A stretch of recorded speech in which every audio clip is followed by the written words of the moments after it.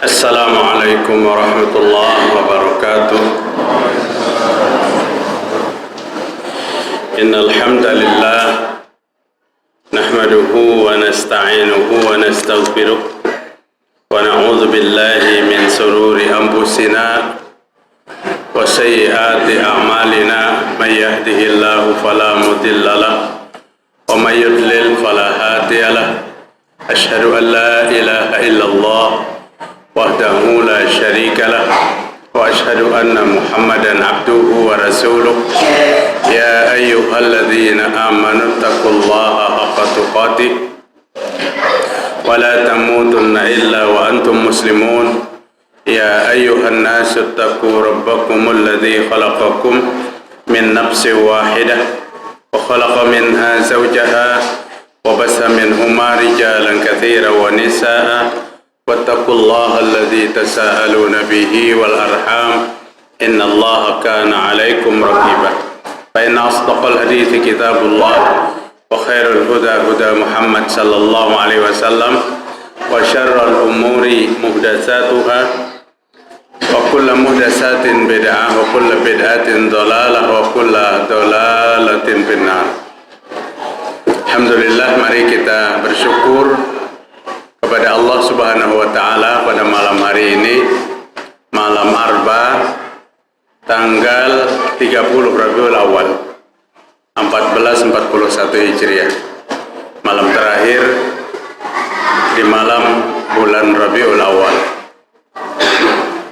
Alhamdulillah kita sehatul afiat, kita dapat melaksanakan sholat maghrib berjamaah. InsyaAllah kita akan melaksanakan sholat isya berjamaah. Kita berdoa kepada Allah, mudah-mudahan segala amal ibadah kita diterima oleh Allah Subhanahu wa Ta'ala. Para jamaah sekalian rahimakumullah, kajian kita malam hari ini menyambung 2 bulan yang lewat. Bulan tadi libur kita lewat. Kajian 2 bulan yang lewat itu di bulan September, akhir September, malam Arba terakhir. Kemarin kita membahas 3 macam yang Allah sebut dengan sebutan celaka. Itu yang kita bahas, sesuai dengan catatan yang ada. Siapa yang Allah sebut kemarin dengan sebutan celaka? Fawailul lil mutaffifin, fawailul lil musallin, wailul likulli humazatil lumazah. Celaka orang yang curang, celaka orang yang sholat, yang lalai dalam sholatnya, dan celaka orang yang mengumpat dan pencela. Kita membahas tentang itu. Berapa kali Allah menyebutkan kalimat celaka itu di dalam Al-Quran? Ada 19 kali, Pak. Ada 19 kali Allah menyebutkan kalimat celaka di dalam Al-Quran. Di dalam surah Al-Baqarah ayat 79 1 kali. Di dalam surah Az-Zumar ayat 22 sekali. Di dalam surah Al-Ma'un ayat 4 sampai ayat 7 sekali. Surah Al-Mutaffifin sekali. Surah Al-Humazah sekali. Surah Fussilat sekali. Surah Maryam sekali. Surah Al-Jasiyah sekali. Dan surah At-Tur sekali. Berarti berapa jumlahnya? 9 kali. 9 kali. Di dalam surah Al-Mursalat 10 kali. Dalam surah Al-Mursalat Allah menyebutkan kalimat celaka itu 10 kali. Jadi 10 ditambah 9 pada 9 surah, artinya 19 kali Allah menyebutkan kalimat celaka itu. Siapa-siapa yang Allah sebutkan kalimat celaka? Selain kajian kita 2 bulan yang lewat, kita sudah bahas orang orang yang curang apabila menjual takarannya dikurangi, timbangannya dikurangi. Apabila membeli minta takarannya dibenarkan, dipenuhi, timbangannya dibanyaki. Di dalam surah Al-Mutaffifin, dan Allah mengatakan celaka orang yang memiliki sifat curang itu. Kemudian di dalam surah Al-Humazah yang sudah kita bahas, Allah menyebutkan celaka kepada pengumpat pencela, mencaci maki sesama muslim ataupun orang yang bukan muslim. Karena caci maki itu kepada semua manusia dilarang. Tidak mempermasalahkan keyakinan kecuali manakala dia adalah memusuhi dengan agama kita. Jangan pun caci maki, perang pun kita melawannya pada saat dia memusuhi. Nah, kemudian yang berikutnya, orang yang sholat Allah sebutkan dalam surah Al-Ma'un. Celaka orang yang sholat, yang lalai. Alladzina hum an sholatihim sahun, yang lalai dalam melaksanakan sholat. Alladzina hum yura'un, yang dalam melaksanakan sholatnya ria, pamer. Wa yamna'unal ma'un, dan enggan memberikan pertolongan kepada sesama yang butuh pertolongan dengan hal-hal yang berguna.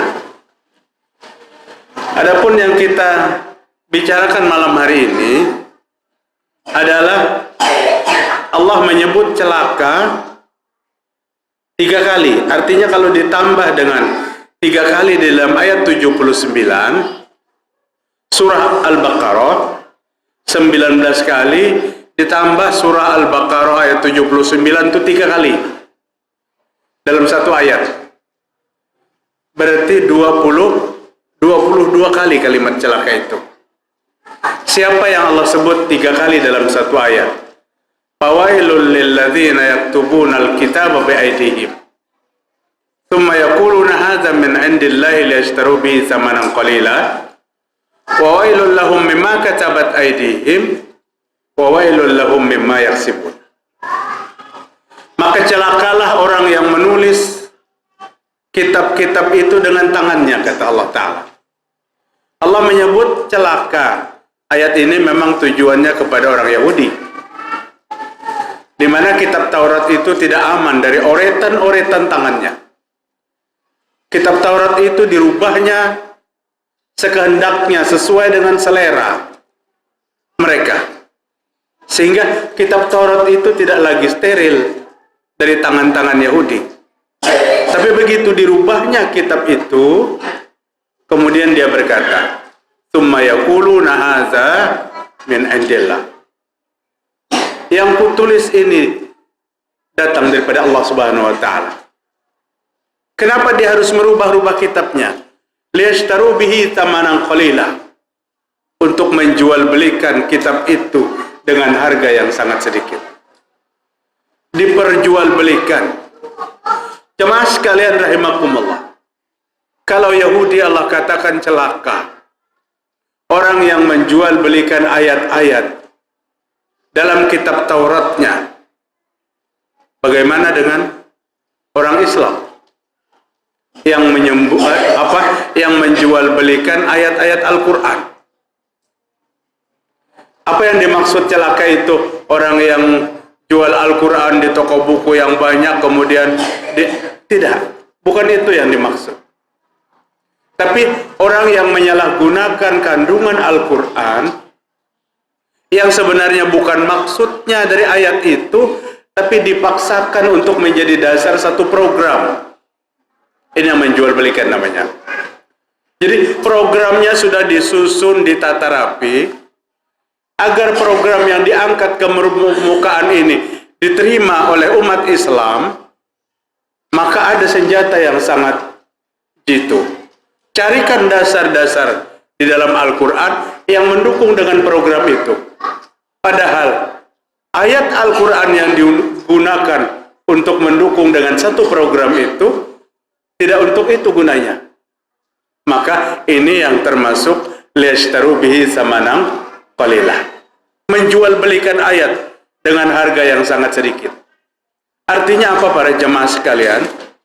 Pak, kalau para sahabat Nabi masa lalu mereka mempelajari dan mengajarkan Al-Quran untuk mencari kebenaran, tapi hari ini mereka mempelajari dan mengajarkan Al-Quran untuk mencari pembenaran. Sedikit aja bedanya.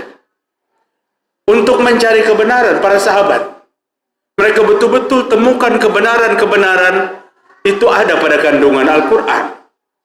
Tapi tidak sedikit Al-Quran dipakai sebagai pembenaran. Sedikit aja bedanya, artinya sangat jauh. Artinya sangat jauh. Kalau Al-Quran dipakai untuk mencari kebenaran, itu memang diajarkan kepada kita. Allah Subhanahu wa taala mengatakan di dalam surah Al-Baqarah ayat 2, "Dzalikal kitabu la raiba fihi hudan lil muttaqin." Al-Quran itu tidak merupakan keraguan, petunjuk bagi orang yang bertakwa. Orang yang bertakwa ingin benar ketakwaannya, maka cari kebenaran takwa itu ada di mana? Di dalam Al-Quran. Yunus ayat 57.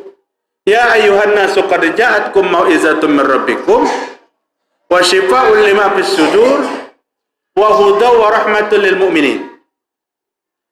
Wahai manusia, telah datang pelajaran dari kamu. Pelajaran kepadamu. Apa pelajaran itu? Al-Quran. Allah menyuruh kita belajar kepada Al-Quran. Bagaimana kalau hari ini Al-Quran ditolak sebagai pelajaran? Allah sebutkan lagi hukumannya.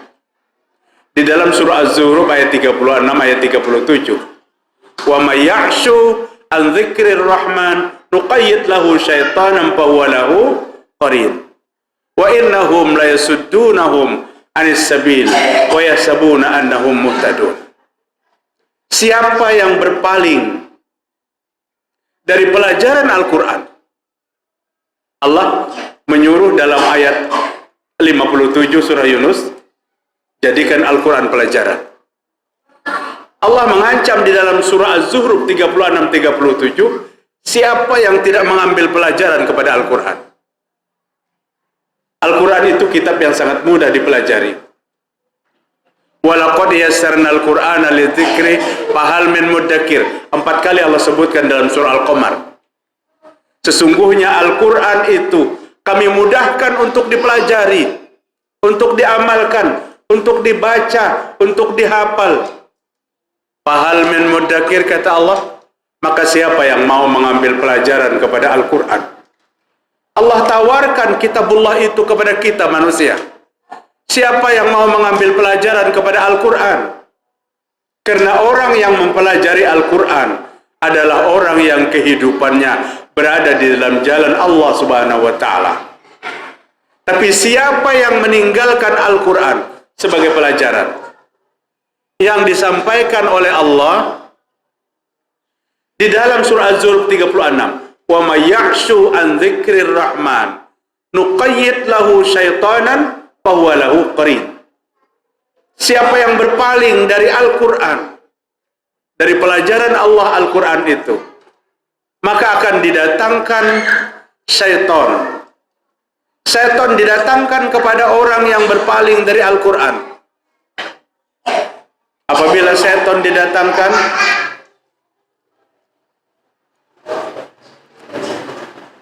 syaitan itu musuh kita. Tidak ada satu ayat pun yang mengatakan syaitan itu kawan, kecuali pada ayat ini. Nanti ulun jelaskan. Ayat ini Allah mengatakan orang berkawan dengan syaitan. Satu biji Al-Quran dari awal sampai akhir, semua mengatakan syaitan itu musuh. Inna syaitana lakum aduwwun fattakhizuhu aduwwa innama yad'u hizbahu liyakunu min ashabis sa'ir. Inna syaitana lakum adu. setan itu musuhmu, maka betul-betul anggap setan itu sebagai musuh. Karena apa? Dia akan ajak pengikut-pengikutnya untuk masuk ke dalam neraka yang apinya berkobar-kobar. Dia tawarkan dengan tawaran-tawaran yang memikat, terkecoh. Padahal dia mau apa? Mengajak manusia untuk masuk ke dalam neraka sa'ir yang apinya berkobar-kobar. Nah, orang yang meninggalkan Al-Quran, maka Allah katakan, nuqayyid lahu syaitanan, akan dikirimkan syaitan kepadanya. Untuk apa syaitan dikirimkan kepadanya? Wa huwa lahu qarin, dan syaitan itu baginya qarinun, teman akrabnya, teman setianya. Jadi Allah hanya menyebutkan syaitan sebagai teman bagi siapa? Bagi orang yang menolak Al-Quran sebagai pelajaran, bagi orang yang membantah Al-Quran. Maka Imam Syafi'i rahimahullah berkata, ijma', pendapat para ulama itu sama. Manakala satu dasar itu bersumber daripada Al-Quran dan Sunnah, maka pendapat siapapun, amal siapapun, fatwa siapapun, tidak ada yang berhak untuk menggugurkan pendapat yang berdasarkan kepada Al-Quran dan Sunnah. Tidak ada yang berhak untuk menggugurkan itu. Siapa aja yang hari ini kadang-kadang itu menjadi jawaban. Pak, kenapa dilaksanakan ini, Pak? Ini ada dasarnya dalam Al-Quran. Atau kenapa dilaksanakan ini? Allah melarang kita dalam Al-Quran. Apa jawabannya? Jawabannya dengan menyatakan pendapat seseorang. Siapa? Pak Mas'udi aja menggawi juga ajarnya. Artinya pendapat seseorang ingin ditandingkannya dengan dasar Al-Quran dan Sunnah. Imam Syafi'i rahimahullah katakan tidak ada pendapat siapapun di muka bumi ini.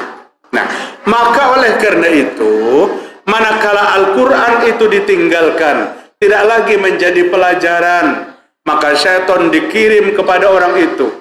Untuk apa? Untuk menemani kawan setia.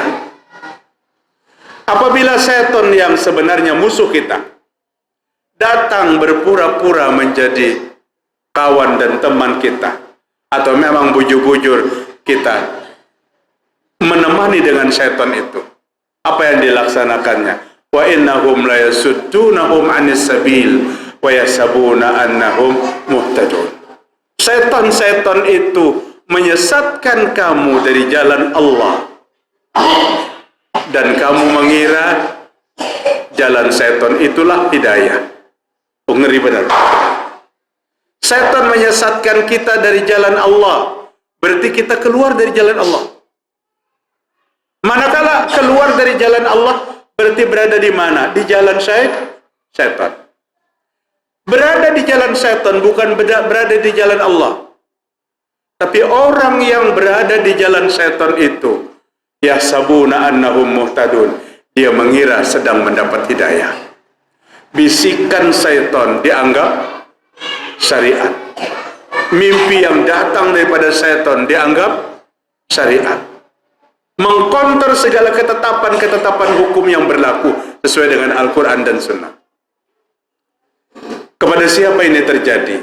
Kepada orang yang menolak kitabullah, menolak Al-Quran sebagai pelajaran. Dan kita tidak perlu khawatir seperti Allah mengkhawatirkan Yahudi yang mengikuti Taurat yang tidak asli lagi. Taurat yang tidak asli dirubahnya dengan tangannya, dan dia katakan hadza min indillah, ini datang daripada Allah Ta'ala. Tapi Al-Quran, Allah Subhanahu wa Ta'ala berfirman, inna nahnu nazzalna dzikra wa inna lahu lahafizun. Ini jaminan dari Allah Subhanahu wa Ta'ala. Kami yang menurunkan Al-Quran itu, dan kami akan pelihara keutuhan Al-Quran ini sampai kapan? Sampai hari kiamat. Allah berjanji akan memelihara kebenaran Al-Quran. Artinya Al-Quran tidak bisa disimpang-simpangkan. Ada kelompok-kelompok yang mencoba, terlacak akhirnya. Terlacak. Tahu bahwa Al-Quran itu disimpangkan. Karena memang Al-Quran itu kalamullah yang tidak bisa diganti dengan kalam-kalam manapun. Al-Quran itu adalah kitab yang menjadikan manusia terangkat manakala mempelajari dan menghafalnya. Inna Allah yarfa'u bihadzal kitab aqwaman wa yada'u bihim akharin. Allah mengangkat derajat satu kaum apabila dia memegang teguh Al-Quran. Wa yada'u bihim akharin. Allah akan campakkan ke tempat yang hina satu kaum itu apabila dia meninggalkan Al-Quran. Para jamaah sekalian rahimakumullah, manakala Allah Subhanahu wa ta'ala menyampaikan Al-Quranul Karim lewat junjungan kita Nabi Muhammad sallallahu alaihi wasallam melalui malaikat Jibril dalam waktu kurang lebih 23 tahun, kurang dari 23 tahun. Al-Quran itu turun berangsur-angsur kepada kita. Satu ayat pun, satu huruf pun, kalau satu ayat terlalu banyak, satu huruf pun tidak ada yang boleh kita ragukan. Sesungguhnya kalamullah adalah perkataan yang paling benar. Maka Nabi mensunahkan kalau ingin memulai kajian, dibaca hadis sahih yang diriwayatkan Imam Bukhari. Apa bacaannya? Fa inna asdaqal hadits kitabullah wa khairul huda huda Muhammad sallallahu alaihi wasallam. Sesungguhnya sebenar-benar perkataan adalah Al-Quran, dan sebenar-benar petunjuk adalah apa yang ditunjukkan oleh Nabi Muhammad sallallahu alaihi wasallam. Wa syarrul umuri, perkara yang paling buruk, muhdatsatuha, perkara-perkara yang datangnya belakangan. Wa kullu muhdatsatin bid'ah, setiap yang datang belakangan itu, yang baru itu namanya bid'ah. Wa kullu bid'atin dhalalah wa kullu dhalalatin finnar. Hadis ini sangat ditakuti sehingga dicap. Apabila ceramahnya awalnya fa inna asdaqal hadis, itu bubuhan Wahabi katanya. Pada Nabi mengajarkan jangan tinggalkan di mukadimah pembicaraan hadis ini. Jadi menjadi panduan bagi kita dalam membuka kajian. Hadis ini jangan ditinggal, dan dalam menutup kajian ada lagi hadis yang jangan ditinggal. Yang Nabi mengatakan apabila hadis yang berupa doa itu dibaca di penutup kajian, maka dosa-dosa yang kita dapatkan pada kesempatan ini Allah ampuni semuanya. Semua yang ada di tempat ini diampuni dosanya oleh Allah Subhanahu wa taala. Syaratnya satu, jangan tinggalkan sebelum ditutup dengan doa kifarat majelis. Hendak benar bakame, ajang di kami akan di masjid, keluar dulu. Kemudian balik lagi, kembali lagi ke dalam masjid. Jamaah sekalian rahimakumullah. Artinya kemurnian Al-Quran Allah jamin sampai hari kiamat. Tapi Allah mengatakan di dalam Al-Quran, sesungguhnya Taurat itu tidak murni lagi, karena ditulis oleh orang-orang Yahudi yang dia katakan datang daripada Allah. Summa yaquluna hadza min indillah liyashtaru bihi thamanan qalila, untuk memperjualbelikan dengan harga yang sangat sedikit. Fawailul lahum mimma katabat aydihim, celaka bagi mereka kata Allah Ta'ala karena tulisan-tulisan mereka. Wawailul lahum mimma yaksibun, celaka bagi mereka karena usaha dan perbuatan mereka. Tidak cukup satu kali Allah katakan celaka, 3 kali Allah mengatakan celaka kepada satu golongan yang membuat ayat-ayat, tuntunan-tuntunan di luar Al-Quran, dan dia katakan itu datang daripada Allah Subhanahu wa ta'ala. Jamaah sekalian rahimakumullah. Kemudian siapa lagi yang celaka? Allah sebutkan dalam surah Az-Zumar ayat 22. Fawailul lil qasiyati qulubuhum min dzikrillah ulaika fi dhalalim mubin. Az-Zumar ayat 22. Celaka orang yang hatinya keras. Al-qasiyah itu keras, bahkan keras daripada batu. Celaka orang yang hatinya keras, mengeraskan hatinya min dzikrillah, daripada mengingat Allah Subhanahu wa taala. Mengingat Allah itu ibadah. As-salatu li dzikri. Salat itu untuk mengingatku, kata Allah. Hatinya keras, tidak mau melaksanakan perintah Allah dengan baik, tidak mau melaksanakan tuntunan Allah yang datang dari Al-Quranul Karim dan petunjuk-petunjuk Nabi Muhammad SAW. Allah menyebutkan orang yang mengeraskan hatinya. Orang yang hatinya keras itu adalah orang yang celaka, orang yang sesat dan nyata kesesatannya. Jemaah sekalian rahimakumullah. Tapi memang Allah dan Rasul menghendaki semua manusia itu selamat. Bubuhan yang pembangkang-pembangkang, yang keras-keras hati, Nabi Muhammad SAW memberikan solusi agar hati yang keras tidak lagi keras, agar hati yang membandel kepada Allah tidak lagi bandel. Apa kata Nabi Muhammad SAW? Kuntu nahaitukum an ziyaratil kuburi ala fazuruha turiqul qalba wa tutmi'ul aina wa tudzakkirul akhirah. Dahulu aku melarang kalian berziarah ke kuburan. Sekarang aku perintahkan berziarahlah. Artinya, larangan pernah terjadi. Larangan pernah terjadi. Tolong diamankan. Konsentrasi kita hilang. Allah pernah melarang untuk berziarah. Nabi pernah melarang untuk berziarah ke kuburan. Kemudian Nabi cabut larangan itu. Ala fazuruha. Sekarang berziarahlah. Tapi ziarah itu, kata Nabi, tujuannya turiqul qalba, melembutkan hati yang sedang keras. Melembutkan hati yang keras.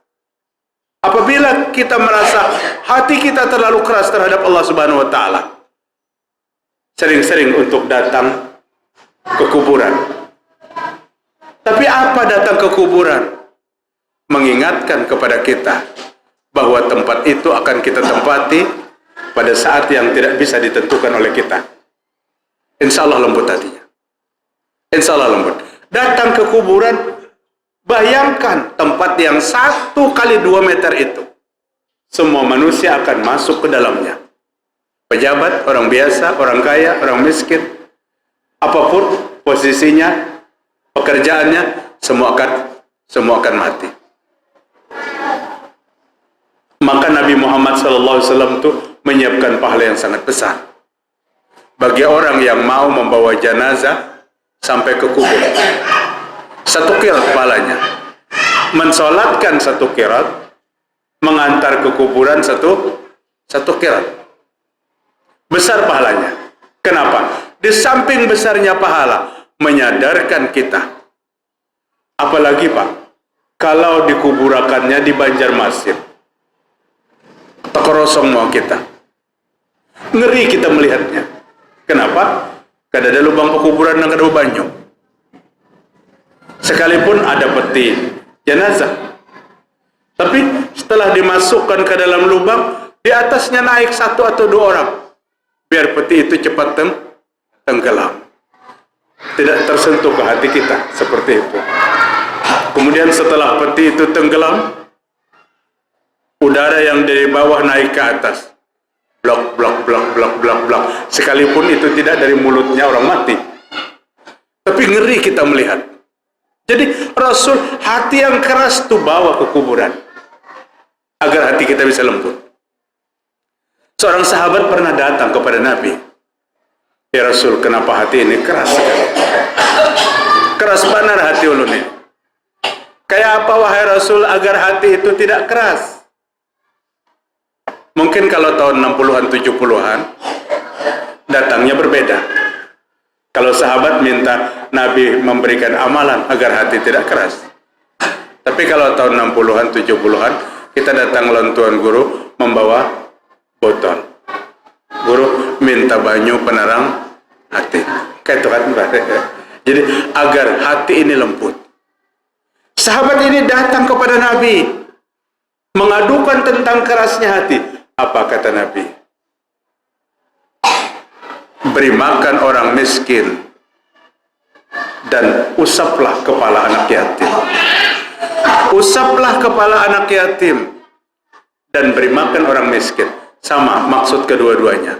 Kedua-duanya ini berbagi. Beri makan orang miskin itu berbagi. Harta yang ada pada kita, kita berikan. Usap kepala anak yatim juga berbagi. Sayangi mereka. Sayangi anak yatim. Mengusap kepala anak yatim itu menyayangi anak yatim. Ini melembutkan hati kita, melembutkan hati, menghilangkan kekerasan hati kita. Memang kadang-kadang jemaah sekalian kita diuji, pasti komentar itu ada. Kenapalah apabila anak yatim ini kelakuannya? Memang itu ujian. Makin berat kita hadapi perilakunya, makin besar pahalanya. Makin besar pahalanya kepada kita. Nah, mengusap anak yatim, menyayangi anak yatim. Biar bisa aja memahami. Nang pantas diusap tuh anak yatim umur berapa? Lamun anak yatim nang umur 60 tahun nih jangan diusap-usap. Bisa belawan. Artinya apa? Anak yang mumayyiz, anak yang belum balik, sudah ditinggal oleh orang tua, bapaknya atau kedua orang tuanya. Fawailul lil qasiyati qulubuhum bidzikrillah. Ulaika fi dhalalim mubin. Celaka orang yang mengeraskan hatinya, keras hatinya untuk mengingat Allah Subhanahu wa taala. Kalau memang sudah hati yang keras nih Pak, malukin kada terasa. Kurang rasa malunya. Penenian kita bahari itu almarhumah. Apabila waktu salat sampai, apalagi maghrib, ujar sidin, jangan ada yang di luarnya. Masuk ke dalam rumah sebentar. Itu datu-datu ini kita bahari. Jadi ini di mana? Di jalan untuk dedak. Tapi menuai ini kan makin orang rahat maghrib, makin tarik-tarikannya paiman. Rasul sallallahu alaihi wasallam mengatakan, ternyata Nabi menyuruh agar kita memasukkan anak kita di waktu senja dan kita menutup pintu kita, karena waktu itu setan bertebaran. Ini perintah Nabi Muhammad sallallahu alaihi wasallam. Kemudian yang berikutnya yang Rasul katakan celaka, wa wailul lil musyrikin, surah Fussilat ayat 7. Celaka bagi orang yang menyekutukan Allah. Celaka bagi orang yang syirik kepada Allah Subhanahu wa taala. Siapa yang mengatakan celaka ini? Allah taala. Allah Subhanahu wa taala. Di dalam surah Fussilat ayat 7 Allah sebutkan kepribadian orang yang menyekutukan Allah itu adalah kepribadian orang yang celaka. Di dalam surah Al-Bayyinah ayat 7 ayat 6 kalau tidak salah ya. Innal ladzina kafaru min ahlil kitabi wal musyrikina fi nari jahannama khalidina fiha ulaika hum syarrul bariyah. Kalau pada ayat ini Al-Bayyinah ini menyebutkan orang kafir, Yahudi, Nasrani dan orang musyrik itu seburuk-buruk hamba Allah, seburuk-buruk makhluk Allah. Ulaika hum syarrul bariyah. Mereka seburuk-buruk makhluk Allah Subhanahu wa taala. Kenapa Allah katakan seburuk-buruk makhluk Allah? Di mana pada ayat sebelumnya Allah pun menyebutkan tempatnya adalah neraka. Allah masukkan ke dalam neraka jahanam dan kekal di dalamnya. Artinya apa para jemaah sekalian? Kalau Allah saja menyebut sifat dan perbuatan orang yang menyekutukan Allah ini dengan sebutan celaka, sama sekali jangan kita dekati. Sama sekali jangan diparak-paraki. Karena kecelakaan yang Allah sebutkan itu pasti terjadi. Kalau orang menyumpahi kita celaka ikan, belum tentu terjadi. 10 orang, 100 orang belum tentu terjadi. Karena yang memberikan kecelakaan dan tidak kepada setiap manusia adalah Allah. Tapi jika Allah yang mengatakan wawailul lil musyrikin, celaka bagi orang yang syirik, maka ini pasti akan terjadi. Apa bentuk kecelakaannya? Dahsyat para jemaah sekalian. Di dunia bentuk kecelakaannya apa? Allah mengatakan dalam ayat 3 surah Taubah, innallaha bari'um minal musyrikin. Allah berlepas diri daripada orang yang syirik. Allah memutuskan hubungan kepada orang yang menyekutukan Allah. Apakah ini bukan kecelakaan? Yang kita lakukan hari ini agar kita selalu dekat dengan Allah, agar selalu apa yang kita pinta diijabah oleh Allah, agar selalu Allah memberikan hidayah kepada kita. Tapi manakala Allah Subhanahu wa taala mengatakan Allah berlepas diri, Allah memutuskan hubungan kepada orang yang syirik kepada Allah, ini kecelakaan yang luar biasa. Kecelakaan di dunianya. Adapun kecelakaan di akhiratnya, Allah akan mendatangkan siksa yang dahsyat. Allah akan mengazab kepada orang yang syirik. Ayat 213 surah Asy-Syu'ara, Allah berfirman, fala tad'u ma'allah ilahan akhar fatakuna minal mu'adzabin. Maka janganlah kamu berdoa kepada Allah dengan memanggil nama-nama lain. Ilahan akhar, Tuhan-Tuhan yang lain, nama-nama yang lain selain daripada nama Allah. Jika itu kita laksanakan, itulah yang menyebabkan kita diazab oleh Allah Subhanahu wa taala. Jemaah sekalian rahimakumullah. Artinya apa? Allah menyebutkan syirik dengan kalimat celaka. Allah mengatakan berlepas diri kepada orang yang menyekutukan Allah Subhanahu wa taala. Kemudian Allah menyebutkan celaka kepada orang yang kafir dalam surah Maryam ayat 37. Di dalam surah Maryam ayat 37, fawailul lil ladzina kafaru min masyhadi yaumin azim. Maka celaka bagi orang yang kafir yang dia waktu menyaksikan hari yang besar. Kecelakaan besar bagi orang kafir pada hari kiamat, dia akan saksikan dahsyatnya hari kiamat itu. Apa di antara kecelakaannya? Allah sebutkan di dalam surah Az-Zumar, wasiqal ladzina kafaru ila jahannama zumara. Allah menghalau orang-orang kafir itu, dihalau berbondong-bondong, berpasukan-pasukan. Kemana mereka dibawa? Ila jahannam zumara, ke dalam neraka jahanam dan berbondong-bondong. Orang kafir dibawa ke dalam neraka jahanam dan berbondong-bondong. Manakala dia sampai ke pintu neraka, wa futihat abwabuha, dan pintu neraka itu dibuka. Sebelum dia masuk ke dalam neraka, wa qala lahum khazanatuha, dan penunggu neraka itu berkata. Apa kata penunggu neraka? Siapa? Malaikat. Malaikat yang bertugas penunggu di pintu neraka. Apa kata malaikat kepada orang-orang kafir itu?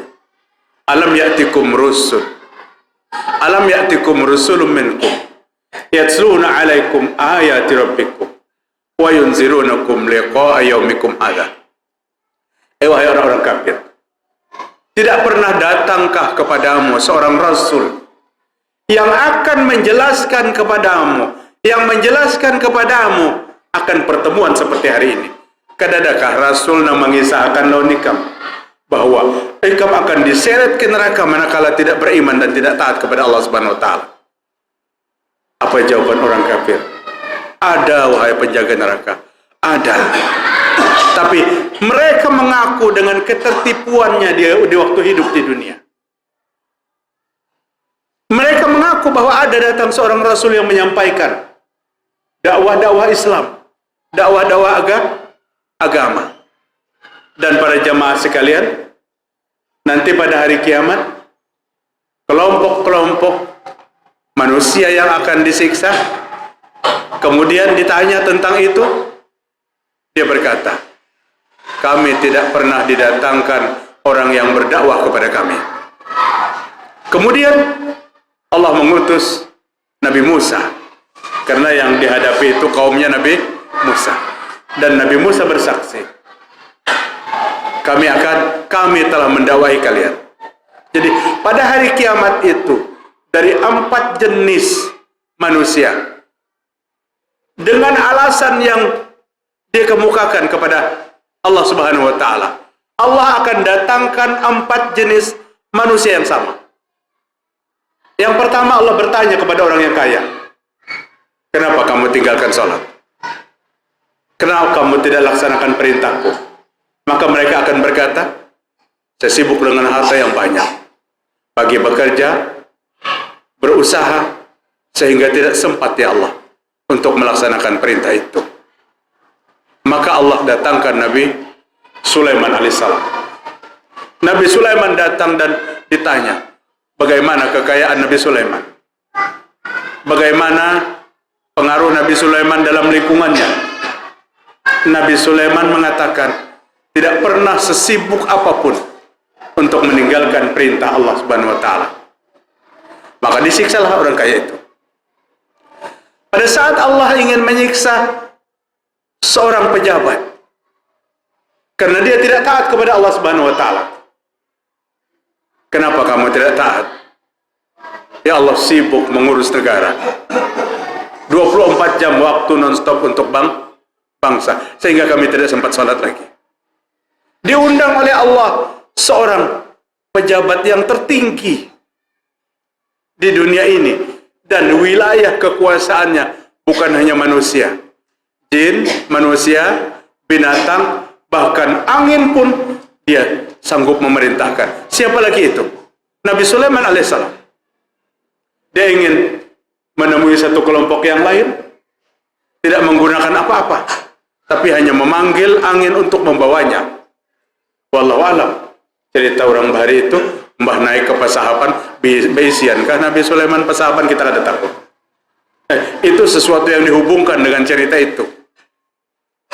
Ditanya kesibukannya yang banyak, menguasai semua binatang, apakah dia pernah meninggalkan perintah Allah?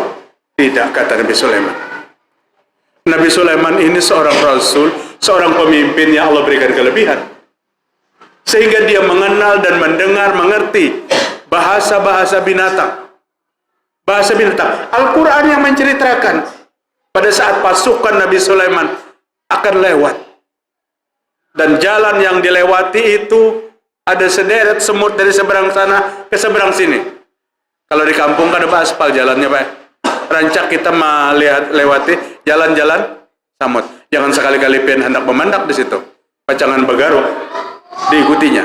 Nah, di waktu Nabi Sulaiman akan lewat, maka pemimpin semut itu berkata, wahai semut semua, masuklah ke dalam lubang. Sebentar lagi pasukan Sulaiman akan lewat. Mereka tidak melihat bahwa kita ada di sini dan kita akan terinjak mati. Maka masukkan semut-semut itu ke dalam lubang. Dialah itu didengar oleh Nabi Sulaiman. Fatabassama Sulaiman, maka Sulaiman tersenyum mendengar cerita itu. Kalau kita melihat samut lewatan takurihik, karena kita kada paham bahasanya, lucu aja.